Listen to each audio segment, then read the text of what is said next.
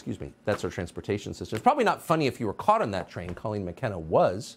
She's one of the travelers who was stuck on a stinking Amtrak train for 37 hours. Colleen, I'm sorry to laugh. It must have been horrible. Thank you for joining us tonight. What was that like? Yeah. It was honestly just extremely frustrating just because of the lack of information from Amtrak.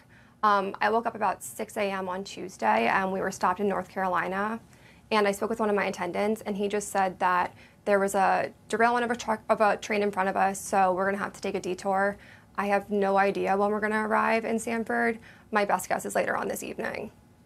So they just had no idea what was going on the entire time. Now trains, and correct me if I'm wrong, but they're on tracks, right? They can't just veer off into the woods and get lost. I mean, they run on metal rails. So how could right? So at least that's the way it used to work. How could a train not have, quote, information about where it's going? I don't know. At one point, we moved to South Carolina, and we were stuck there for 6 hours. They told us that they needed to switch over crews, and one should be arriving at around 5:30. 5:30 came around, and we got an update, and they said that they're unsure where this crew is, and they don't know when we're going to be here. So the next update we got was around 7 o'clock, where they said it'd be 2 more hours for them to get to us. Were you heartened or confused when they announced on the PA system that they were, quote, not holding you hostage?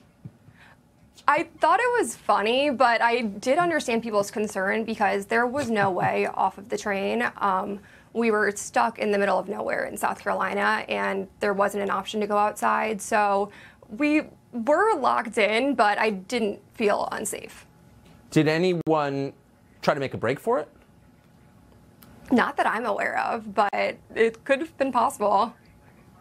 So I have to ask, and you don't have to answer this if you don't want because it's a sensitive question, but there's been a lot of concern about racism, misogyny, and transphobia in our transportation system. Did you notice any of those things on the Amtrak train? I didn't. I was a little isolated on the train just because I had a private room, so the most interaction I got was when I was having my meals, but when I was around other people, I didn't notice anything significant. Okay. Well, I think people, the judges, are going to count that as a win. So I appreciate your coming on. I'm glad you're off the train, Colleen, and glad you weren't held hostage. Thank you so much for coming. I'm glad I'm here. Thank you. I am too. See ya.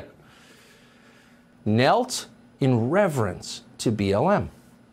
We are here to honor George Floyd. In a moment, we will have a moment of silence, actually 8 minutes and 46 seconds of silence in honor of George Floyd and so many others who lost their lives or were abused by police brutality. For those who wish to, we will now kneel for our moment of silence.